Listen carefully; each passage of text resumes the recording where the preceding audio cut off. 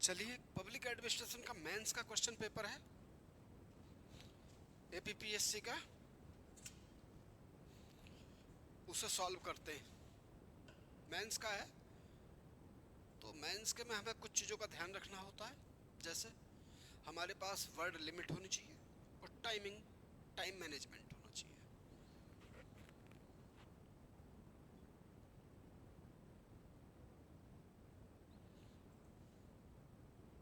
ये लिंक मुझे भेजना है।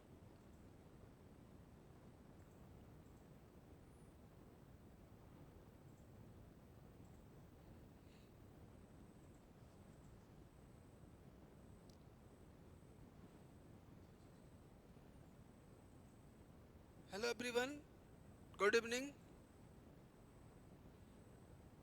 चलिए, मैं आपके लिए एक पब्लिक एडमिनिस्ट्रेशन का सेकंड पेपर आपके बीच में लेकर हाजिर हुआ हूं और देखते हैं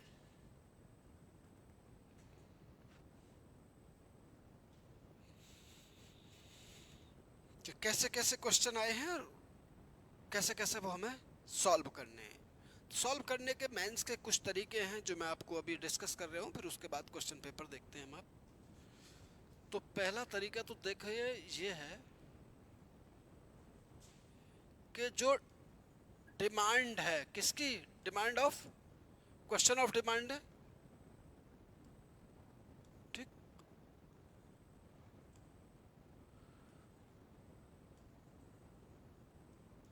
क्वेश्चन ऑफ डिमांड ये फुलफिल करनी है। क्या डिमांड है, इसलिए क्वेश्चन को अंडरलाइन करके पढ़ना है, ठीक। क्या डिमांड है, पहली बात तो वो, मतलब कहने का ये है कि आप उसे अपना कोई ज्ञान नहीं देंगे। जो वो पूछ रहा है सीधा सीधा बताना है और कुछ नहीं बोलना उसके, ठीक। वो पूछ रहा है इफ, तो इफ बताना है, बट नहीं लगाना उसमें, ठीक। दूसरी है टाइम मैनेजमेंट, कलर कुछ और। दूसरा है टाइम मैनेजमेंट,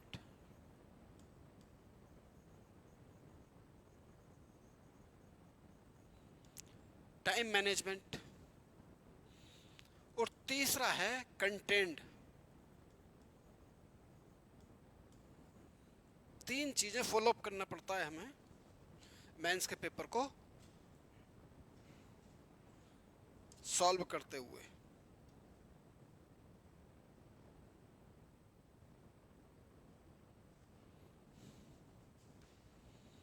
कितनी चीजों को, तीन चीजों को। पहला,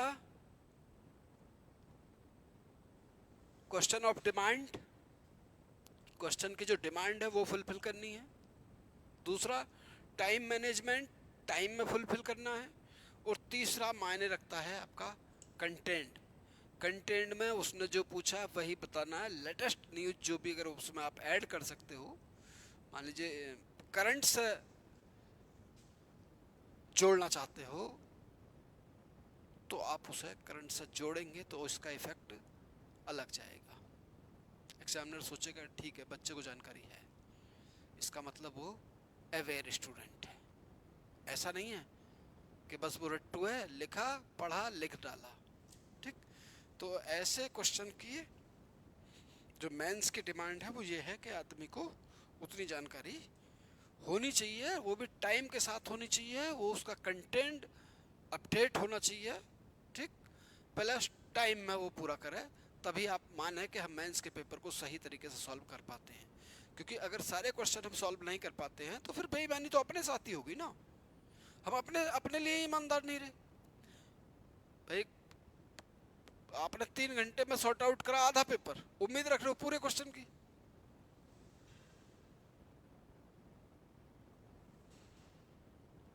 ठीक। तो प्लीज ऐसा ना करें आप। अब देखते हैं क्वेश्चन, देखते हैं। कुछ मैंने इसके क्वेश्चन डिस्कस भी करे हैं, जैसे ये क्वेश्चन मैंने डिस्कस करा फीचर साइलेंट, ठीक। ये रह रहे हैं अभी।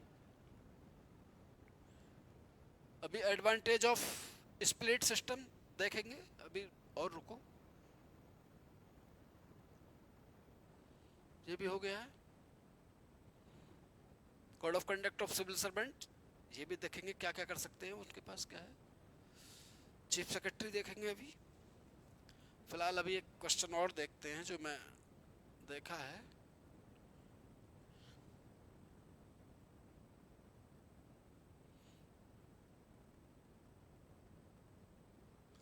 Discuss the role of function of the cabinet secretariat. किसका भाई? Cabinet secretariat. क्या पूछ रहा है? रोल एंड फंक्शन, दो चीजें पूछी हैं उसने। रोल एंड फंक्शन दो चीजें पूछी हैं उसने, तो उसका रोल भी बताना है और उसके फंक्शन भी बताने हैं। ठीक, तो पहले तो हम ये बात डिस्कस करें कि आखिर ये होता क्या है कैबिनेट सेक्रेटरीट। पहले तो हमें ये पता होना चाहिए। अभी आप कुछ समझना नहीं उसके लिए, अभी मैं आपको समझा रहा हूं, क्योंकि हमारे यहाँ जो एग्जीक्यूटिव है वो टू टाइप होती है। एक होती है हमारे पास परमानेंट एग्जीक्यूटिव, परमानेंट एग्जीक्यूटिव, और एक होती है हमारे पास नॉन परमानेंट।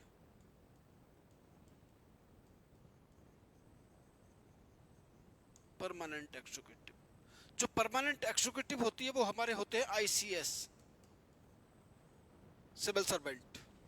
ठीक, जो नॉन परमानेंट होती है उसमें हमारे होते हैं पीएम प्लस उसकी पूरी कंपनी, काउंसिल ऑफ मिनिस्टर। ठीक, तो आप देखेंगे कि जो परमानेंट एग्जीक्यूटिव है वो सदा बैठे रहते हैं। कब तक बैठे रहते हैं? क्योंकि वो स्थायी लोक सेवक होते हैं, वो परमानेंट एग्जीक्यूटिव होते हैं। ठीक, नॉन परमानेंट एग्जीक्यूटिव पीएम और उसकी काउंसिल ऑफ मिनिस्टर होती है, जो हर 5 साल के बाद आते जाते रहते हैं। इसलिए ये जो होते हैं ये होते हैं कौन? आईसीएस, सिविल सर्विस के लोग होते हैं। ठीक, इनका जो सिविल सर्विस के लोग होते हैं ये परमानेंट बैठे रहते हैं। काम क्या होता है? तो आपने देखा होगा एक सचिवालय होता है। क्या होता है? एक सेक्रेटरीट होता है, सेक्रेटरीट, जो जिसका राजनीतिक प्रमुख मंत्री होता है। पॉलिटिकल हेड कौन होता है? कोई मिनिस्टर होता है। और एडमिनिस्ट्रेटिव हेड कौन होता है? सचिव होता है, सेक्रेटरी होता है। तो पॉलिटिकल हेड कौन होता है? कोई मिनिस्टर हो सकते हैं।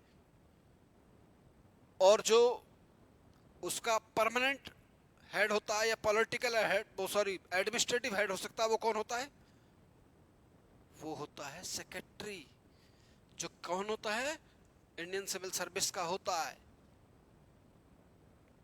आप यहां तक पहले मेरी पूरी बात समझ गए, क्योंकि ये कौन है? एडमिनिस्ट्रेटिव हेड है किसी डिपार्टमेंट का या सचिवालय का, सेक्रेटरीट का।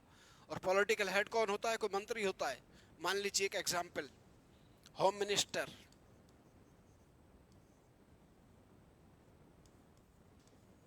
पॉलिटिकल हेड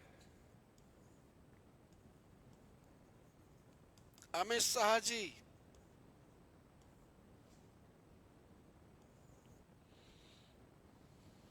एडमिनिस्ट्रेटिव हेड कौन होगा? कोई सचिव होगा, सेक्रेटरी होगा। सवाल ये नहीं है, ये तो मैंने आपको समझाया है। सवाल ये पूछ रहा है कि कैबिनेट सेक्रेटरी का रोल क्या होता है सेक्रेटरीट का, और फंक्शन क्या होते हैं। ठीक, तो पहले तो इसकी बात करते हैं, तो इसके रोल और फंक्शन देखते हैं। रोल और फंक्शन देखते हैं तो आप समझ गए ना कि एडमिनिस्ट्रेटिव हेड जो होता है वो सेक्रेटरी होता है, कैबिनेट सेक्रेटरी कहलाया जाएगा उसका नाम। ठीक, और पॉलिटिकल हेड कौन होता है? ये मिनिस्टर साहब होते हैं कोई से भी। तो पहले रोल की बात करें। Role, role of CS, cabinet secretary का। तो रोल होते हैं कई सारे, इसमें से आपको डिस्कस करने हैं कौन कौन से। पहला तो होता है हेड ऑफ सेक्रेटरीट कौन होता है? Head of secretariat, secretariat, head of secretariat, मतलब जितने भी सेक्रेटरीट है सबका हेड होगा। मान लीजिए ये है मंत्री परिषद, इसके लिए होता है सेंट्रल सेक्रेटरीट, ठीक। इसके अंदर होती है कैबिनेट, इसके लिए होता है कैबिनेट सेक्रेटरीट, कैबिनेट सेक्रेटरीट, ठीक। कैबिनेट का जो चेयरमैन होता है वो कौन होता है? पॉलिटिकल हेड, वो होता है पीएम। और जो उसका कौन एडमिनिस्ट्रेटिव हेड होगा वो कौन होगा? कैबिनेट सेक्रेटरी होगा। जो इंडिया में कौन है? टॉप मोस्ट सिविल सर्वेंट है, सारे सिविल सर्वेंट उसके नीचे हैं, वो बहुत सीनियर मोस्ट होता है, सीनियर मोस्ट आईएएस ऑफिसर होता है इन इंडिया, ठीक। दूसरा हेड ऑफ सेक्रेटरीट होता है, सारे सेक्रेटरियों का हेड होता है। दूसरा क्या है? Principal, principal adviser, adviser of PM. PM साहब को जो सलाह देने वाला अगर कोई सेक्रेटरी है तो उसका नाम है कैबिनेट सेक्रेटरी या कैबिनेट सेक्रेटरीट। आप हमारी बात समझ रहे हैं? थर्ड पॉइंट क्या होता है? Secretary, secretary to the cabinet, क्या है? Secretary to the cabinet,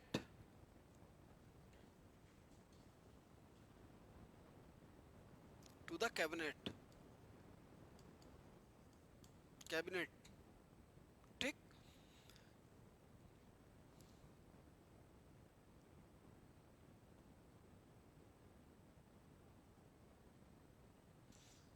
next point है coordination to the ministry, ministries,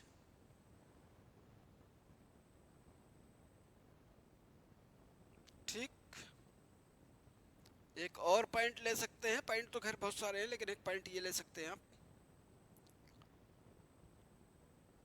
between like between political executive and bureaucracy, ठीक। अब देखिए इन्हें थोड़ा थोड़ा चार पांच कोई बात कर लेते, तब देखते हैं। तो हेड ऑफ सेक्रेटरीट कौन होता है? सीनियर मोस्ट आईएएस होता है, ऑफिसर इन इंडिया या इन कंट्री, ठीक। Act as the ex officio of the civil service board. Cabinet secretary कौन होता है? सिविल सर्विस बोर्ड का एक्स ऑफिशियो चेयरमैन होता है। अब आप समझ लीजिए कितना बड़ा है।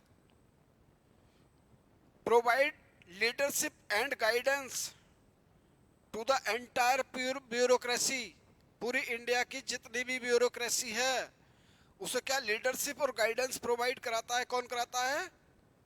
Cabinet secretary, cabinet secretariat, role चल रहा है उसका, ठीक। Principal adviser to the PM, second point में क्या राइट डाउन करेंगे हम? Advise the PM of India on politicals policy implementation and administrative matter. क्या करेगा वो? प्रधानमंत्री को पॉलिसी मेकिंग में एडवाइज करेगा, पॉलिसी के इम्प्लीमेंटेशन में एडवाइज करेगा, एंड एडमिनिस्ट्रेटिव मैटरों में भी उसे वो, यानी कि आप कह सकते हो चीफ एडवाइजर ऑफ पीएम है।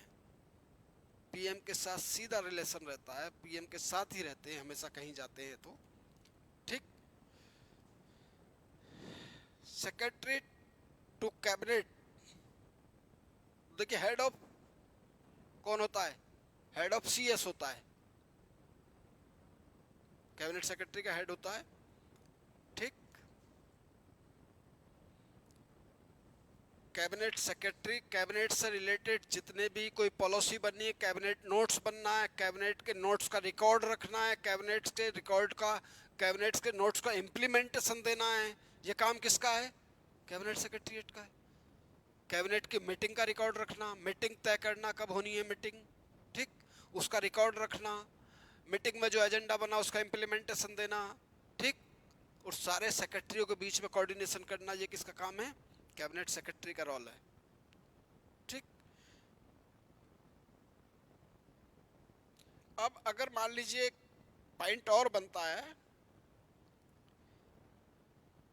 Ensure smooth coordination between ministry and department, ये काम भी उसका ही है।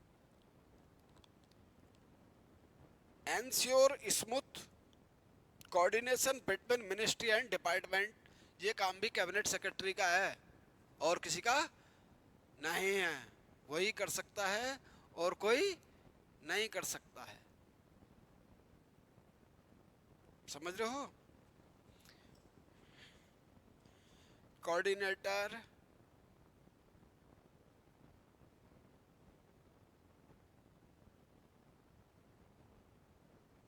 ठीक भाई।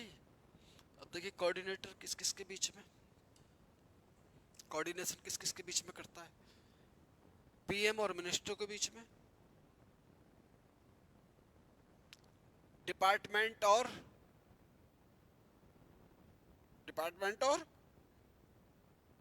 मिनिस्टरों के बीच में, स्टेट गवर्नमेंट के बीच में, स्टेट के चीफ सेक्रेटरी से कोऑर्डिनेशन करना, सारी कैबिनेट की मीटिंग डिसाइड करना कब होनी है, कैबिनेट में क्या एजेंडा है उसे तैयार करना, ये किस किस के बीच में कोऑर्डिनेशन करता है? यानी कि आप ये समझ लो जितने काम प्रधानमंत्री जी करते हैं उतने काम भी अकेला करता है। तो ये छोटा मोटा मामला नहीं है, इसका बड़ा मामला है। ठीक, तो इसके बारे में जब भी कोई लिखने को आए कैबिनेट सेक्रेटरी के रोल में एंड कैबिनेट सेक्रेटरी फंक्शन, तो काम क्या है?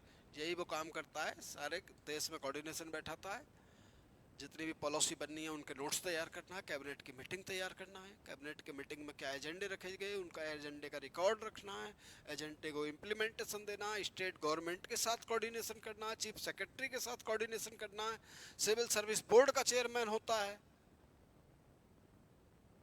किसके फंक्शन है? कैबिनेट सेक्रेटरी के, सेक्रेटरीट के। ठीक, तो ये क्या है, सारी चीजें उससे रिलेटेड वो पूरी करता है। ठीक, तो एक तो ये हुआ रोल में, आपको पता लग गया ये पूरी इंडिया में इतने कामों पर रोल करता है। अगर इसके फंक्शन की बात करी जाए तो एक एक लाइन सबके फंक्शन उसके लिख सकते हो कि भाई वो एडवाइजर है, प्रिंसिपल एडवाइजर और पीएम है, स्टेट गवर्नमेंट से कोऑर्डिनेशन करता है, मिनिस्ट्री और डिपार्टमेंट के बीच में कोऑर्डिनेशन करता है, ठीक, कैबिनेट के सारे नोट्स तैयार करता है, सिविल सर्विस बोर्ड का चेयरमैन होता है। ये किसके काम है? कैबिनेट सेक्रेटरी के, कैबिनेट सेक्रेटरी के। तो फंक्शन और रोल में कोई खास अंतर यहाँ नहीं बताना है, चीज़ों को बहुत जल्दी बताकर आगे निकल जाना है। ठीक, तो पहले क्वेश्चन का मतलब आप समझ गए पूरी तरीके से। पहला क्वेश्चन कह रहा है कि भाई आप क्या क्या इसमें कैबिनेट सेक्रेटरी में आपको कंटेंट में यूज करना है। तो मैंने बताया 4-5 पॉइंट है, इन्हें एक एक लाइन में एलोबरेट कर लेना, एक एक दो दो लाइन में हो जाना पूरा। पूरा कैबिनेट सेक्रेटरी नहीं बनना आपको एग्जाम में बैठ के।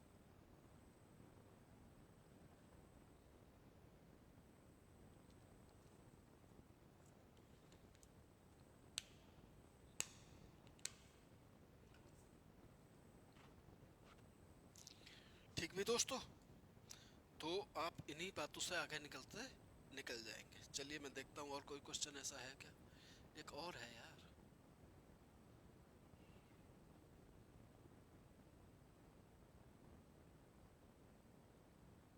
ये रहा भाई।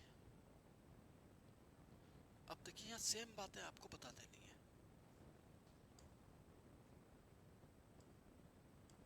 जो काम अकेला कैबिनेट सेक्रेटरी करता है, कहाँ पूरे देश के लिए,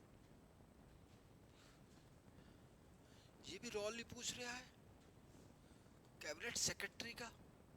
किसमें? स्टेट एडमिनिस्ट्रेशन में। तो जितने काम कैबिनेट सेक्रेटरी पीएम साहब के साथ करते हैं, उतने ही काम स्टेट में चीफ सेक्रेटरी सीएम साहब के साथ काम करते हैं। तो क्या होगा? पहला काम क्या होगा उनका भाई?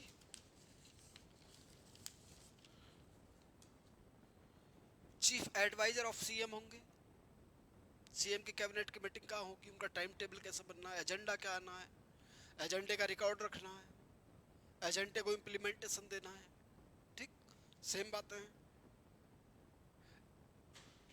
राज्य के पूरे एडमिनिस्ट्रेशन का हेड होता है, राज्य के पूरे एडमिनिस्ट्रेशन का हेड होता है। जितने जिले होते हैं सबके कमिश्नर और जिला अधिकारी, उनके बीच में कोऑर्डिनेशन रहता है।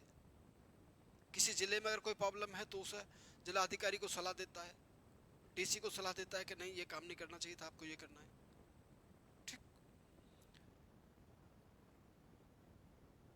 अब जो सेक्रेटरी है,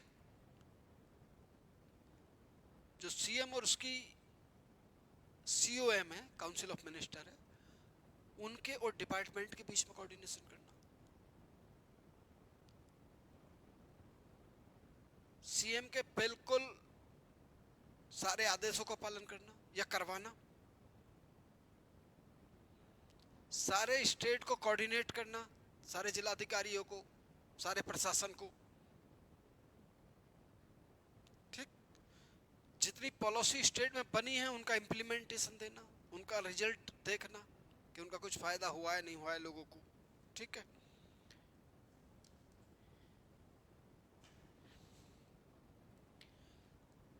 कैडर अथॉरिटी देखना, कैडर की अथॉरिटी देखना, ये उसका काम है। ठीक। हेड ऑफ डिजास्टर मैनेजमेंट, अगर किसी जिले में या किसी जगह स्टेट में अगर कोई ह्यूमन डिजास्टर हो जाए या फिर कोई एनवायरमेंटल डिजास्टर हो जाए, नेचुरली डिजास्टर हो जाए, कहीं भूकंप आ जाए, कहीं सुनामी आ जाए, तो ऐसे में उस डिजास्टर मैनेजमेंट का हेड होता है, पूरी जिम्मेदारी उसके कंधों पे आ जाती है।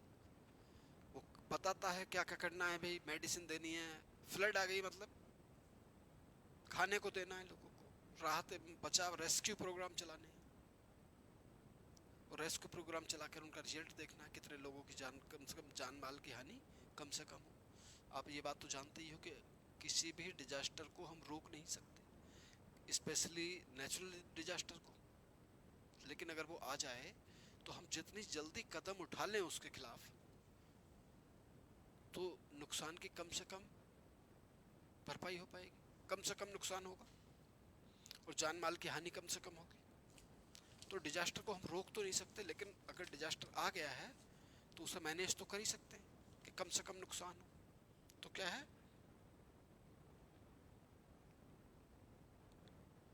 आप पहले मेरी बात समझ गए पूरी तरीके से कि जो चीफ सेक्रेटरी है वो कहीं ना कहीं एक स्टेट में कैबिनेट सेक्रेटरी के बराबर काम करता है, लेकिन कैबिनेट सेक्रेटरी के अंडर में आता है। सीनियर मोस्ट आईएएस ऑफिसर होता है ना वो, तो कौन? कैबिनेट सेक्रेटरी, ये उसके नीचे होता है। यानी कि मेरे कहने का मतलब है बहुत इंपॉर्टेंट पोस्ट है, कहाँ? स्टेट में। समझ रहे हो?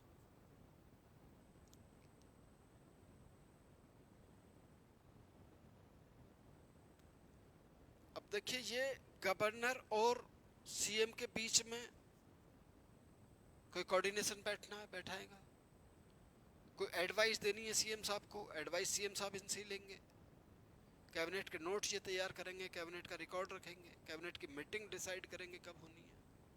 ठीक। और स्टेट एंड गवर्नर, सेंटर, किस किस के बीच में रिलेशन रहते हैं इसके? स्टेट के बीच में, गवर्नर के बीच में, सेंट्रल गवर्नमेंट के बीच में, सेंटर और गवर्नमेंट का कोई अगर इंस्ट्रक्शन आएगा तो सीधा इनके पास आएगा। कौन देगा? कैबिनेट सेक्रेटरी देगा।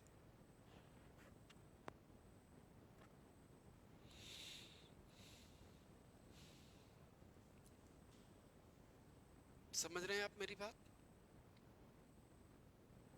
कैबिनेट सेक्रेटरी क्या देगा? वो इनका रोल देगा या नहीं? तो कैबिनेट सेक्रेटरी के रोल क्या क्या हो गए? वही सेम हो गए जो अभी तक चल रहे थे। Principal principal adviser of CM, ठीक, प्लस सीओएम, दोनों को, ठीक।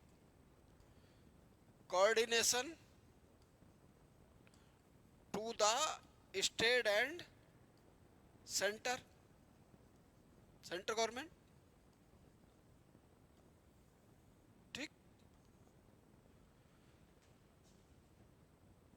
कोऑर्डिनेशन टू द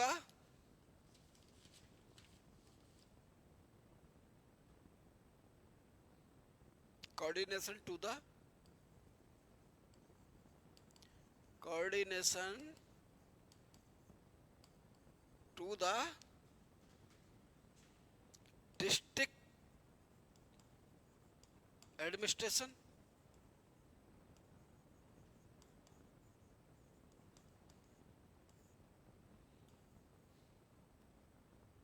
है।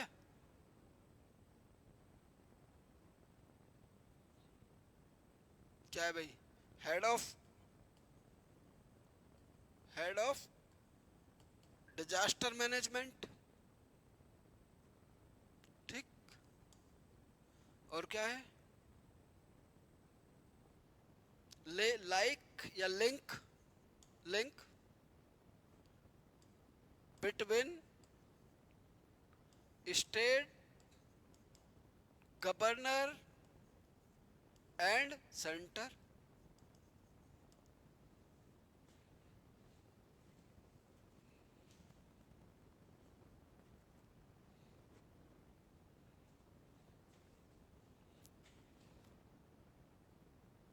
State, centre and governor.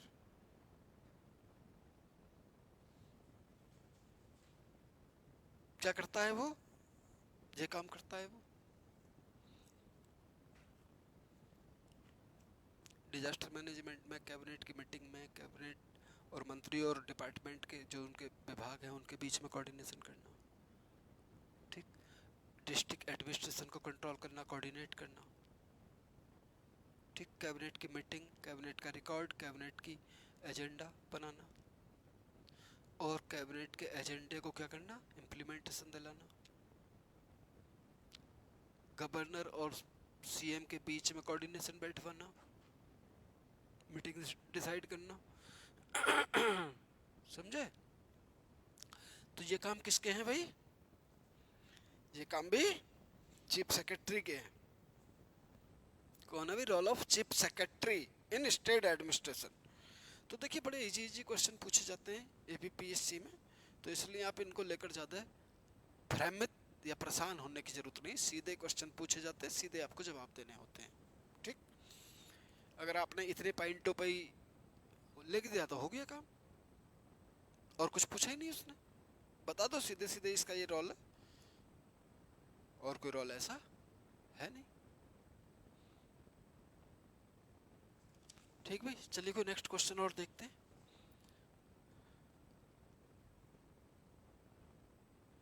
Describe the कंटिन्यूटीज and, चलिए इसे बाद में देखेंगे। What is the parliamentary control of public expenditures, है नहीं। Discuss the mechanism of the parliamentary control on public expenditures. तो ये मैंने डिस्कस करा है कि वो पार्लियामेंट के जरिए करेगा, बजट पास करेगा, गिलोटिन लाएगा, रूल ऑफ लैप्स लाएगा, ठीक। और क्या करेगा? उसके बाद में वो टैक्स की रिपोर्ट की जांच करेगा कमेटी के माध्यम से, जो है पीएसी, पब्लिक अकाउंट कमेटी। ये मैं आपके साथ डिस्कस कर चुका हूँ। Discuss the role of function and, ये हो गया अभी। What is corruption? Discuss the cause of the corruption, the anti-corruption law and initiative of the government of India to control corruption। चलिए उसके बाद में बात करेंगे। ये एलपीजी से रिलेटेड क्वेश्चन है, अब आपसे पूछा नहीं जाएगा उस तरह का। Examine the role and function of the district collector। हाँ भाई, कौन सा है भाई ये?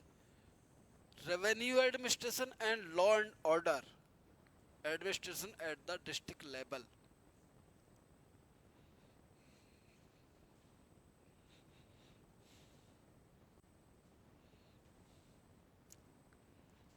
क्या कह रहे हैं भाई? देखिए, वो डिस्ट्रिक्ट कलेक्टर की बात कर रहा है कि डिस्ट्रिक्ट कलेक्टर कितने काम करता है, तो मैंने आपको बताई उतने काम करता है जितना जिले पे, जितने कैपिटल में कौन चीफ सेक्रेटरी काम करता है, उतने ही जिले पे अकेला कौन करता है? कलेक्टर करता है। पहला रोल हेड ऑफ डिस्ट्रिक्ट, पहली बात। दूसरा, coordinate to the state and district.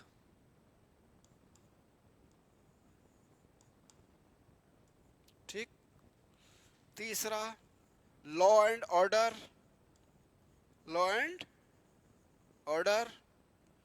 चौथा, social security.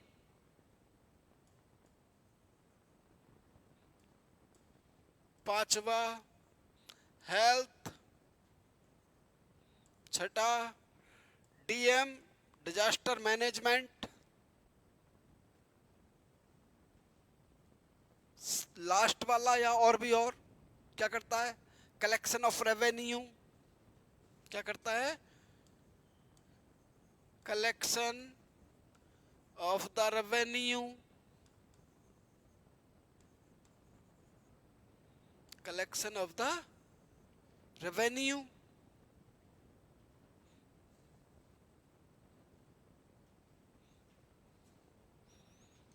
Collection of the revenue.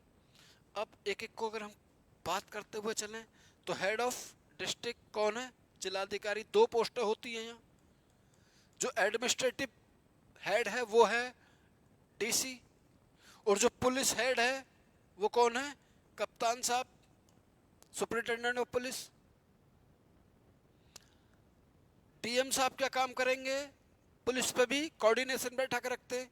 Overlapping नहीं होती है क्योंकि दोनों सेम पोस्ट, सेम उस पे ही होते हैं। दोनों एक ही एक ही प्रजाति की दो स्पीसीज है, इसलिए ऊपर नीचे नहीं होते, लेकिन दोनों कोऑर्डिनेशन से काम करते हैं। पुलिस का चीफ कौन होता है जिले पर?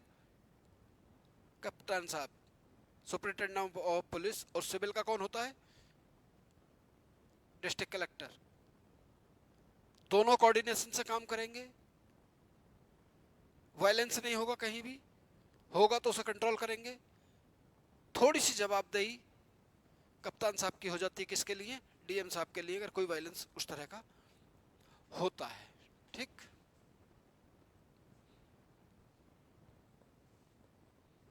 चलिए भाई,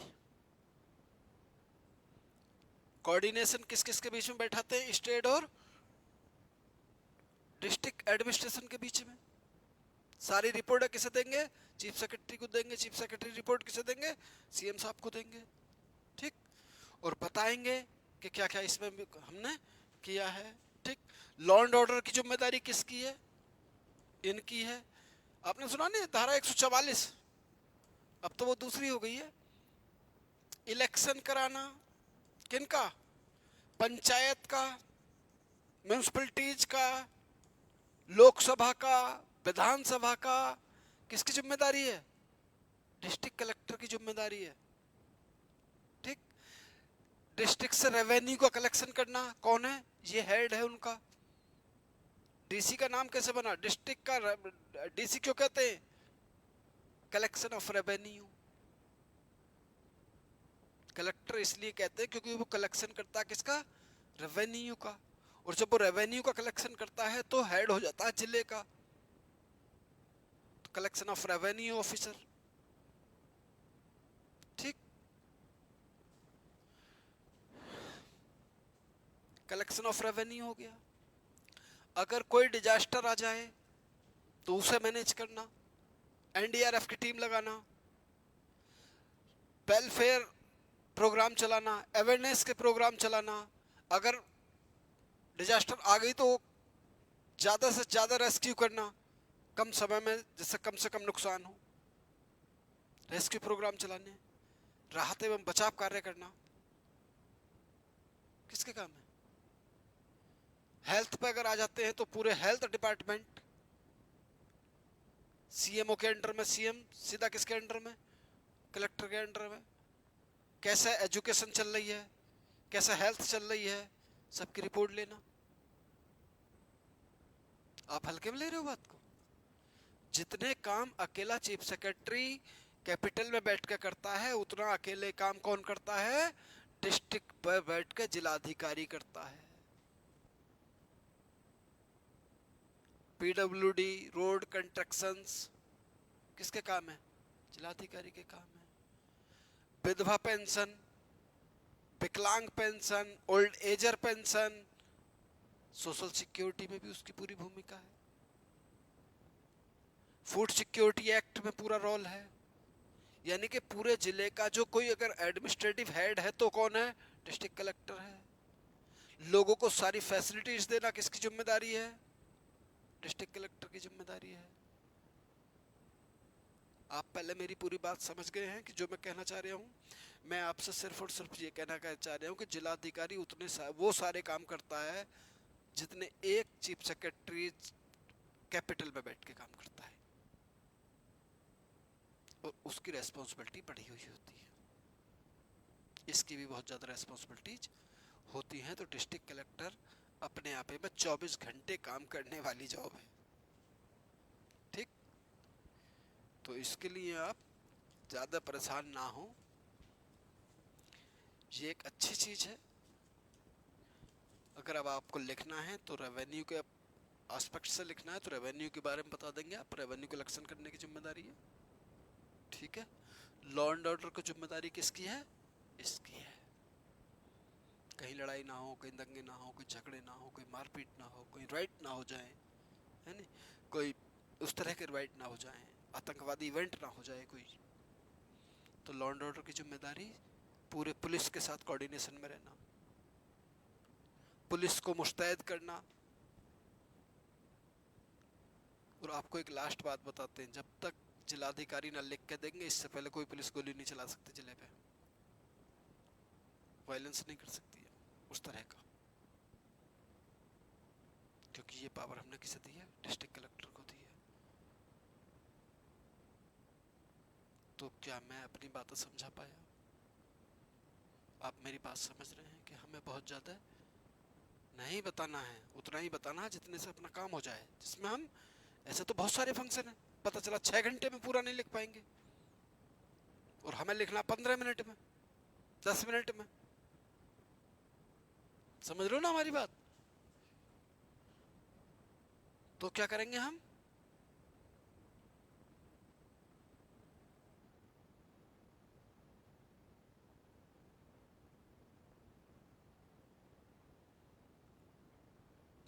डिजास्टर मैनेजमेंट।